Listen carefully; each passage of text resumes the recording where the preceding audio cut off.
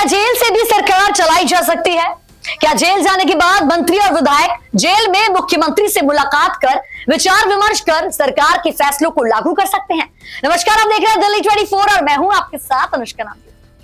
क्यों दिल्ली के मंत्री और विधायक एक सुर में कह रहे हैं कि दिल्ली के मुख्यमंत्री ने उन्हें चुना है और जो जेल से सरकार चला सकते हैं? क्यों दिल्ली के मंत्री आरोप लगा रहे हैं कि मोदी सरकार षड्यंत्र कर रही है?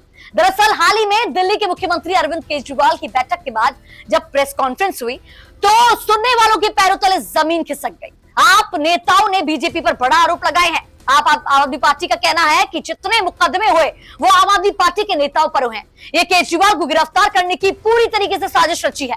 भारतीय जनता पार्टी को किसी से समस्या है तो सिर्फ आम आदमी पार्टी से।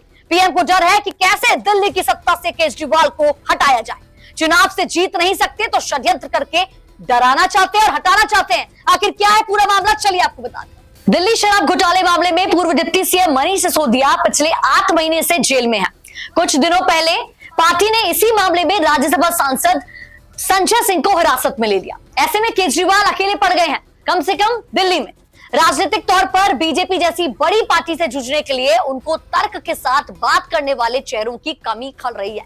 इसी बीच ईडी ने केजरीवाल को भी पूछताछ के लिए बुला लिया। इधर मीडिया में ये खबरें चलने लगी हैं कि केजरीवाल सीएम पद से इस्तीफा देकर अपने किसी विश्वस्त को पार्टी की कमान सौंप सकते हैं। इसी बीच हुई विधायक दल की बैठक में आप विधायक एकमत होकर कह रहे हैं कि आप भले ही जेल चले जाएं, लेकिन सीएम पद से इस्तीफा नहीं देंगे, क्योंकि जनता ने आपको सीएम चुना है। वहीं से कैबिनेट की मीटिंग करेंगे और वहीं से अधिकारियों को बुलाकर आदेश देंगे।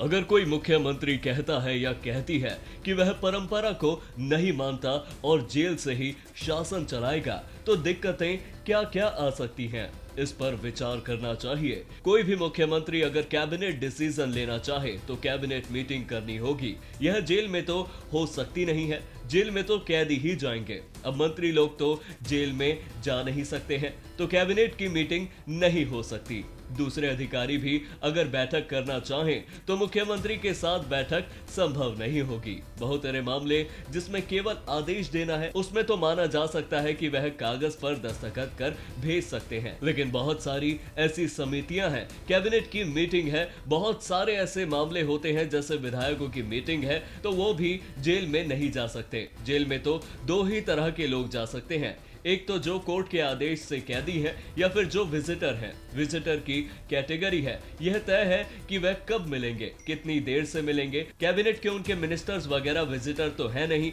कि वहां जाकर मुख्यमंत्री से मिल लें। इस तरह जेल में रहकर सरकार को चलाना अव्यावहारिकता भी है और संभव भी नहीं है।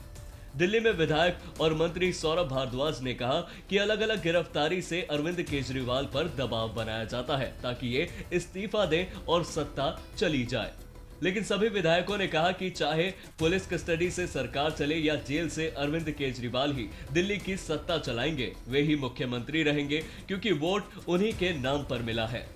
सौरभ भारद्वाज ने बताया कि कानून और संविधान में ऐसा कोई प्रावधान नहीं है कि एक सिटिंग सीएम को ट्रायल के नाम पर जेल में डालने की कोशिश की जाए और इसके लिए इस्तीफा ले लिया जाए। सौरभ भारद्वाज ने बताया कि हमने बैठक में कहा कि अरविंद केजरीवाल जी मुख्यमंत्री रहे, अधिकारी जेल में ही जाएंगे, हम कैबिनेट मंत्री भी वही काम कराने जाएंगे और जैसा माहौल है हो सकता है कि हम सब जेल ही चले जाएं। ऐसा हुआ तो भी वहीं से सरकार चलेगी, वहीं अधिकारी को बुलाएंगे और जो विधायक बाहर रहेंगे वे जमीन पर काम करेंगे। इसके अलावा दिल्ली सरकार में मंत्री आतिशी ने कहा कि हम लोगों के बीच जा रहे हैं, लोग ये बात कह रहे हैं कि आम आदमी पार्टी और अरविंद केजरीवाल के साथ ज्यादती हो रही है, इसलिए आज सब विधायकों ने सीएम से आग्रह किया कि वह भले जेल चले जाएं, लेकिन सीएम वही रहेंगे। दिल्ली वालों ने उन्हें सीएम चुना है और वो ही सीएम रहें। आतिशी ने कहा कि हम कोर्ट जाकर परमिशन लेंगे कि जेल में ही कैबिनेट मीटिंग हो। सीएम ने कहा कि वह हमारे प्रस्ताव पर पार्षदों से चर्चा करेंगे और पंजाब के विधायकों से भी चर्चा करेंगे। हमारे पास 2 उदाहरण हैं। पहले के मामलों के जब कोई मुख्यमंत्री जेल गए हो, सत्ता में रहते हुए जेल जाने के ये 2 उदाहरण लालू प्रसाद यादव और जयललिता के हैं। जयललिता भी मुख्यमंत्री रही थी और जब वो जेल गई थी तब उन्होंने अपना पद दूसरे को दे दिया था, दूसरे को मुख्यमंत्री बना दिया था। लालू प्रसाद यादव भी जेल गए तो उन्होंने अपनी पत्नी को मुख्यमंत्री बना दिया था।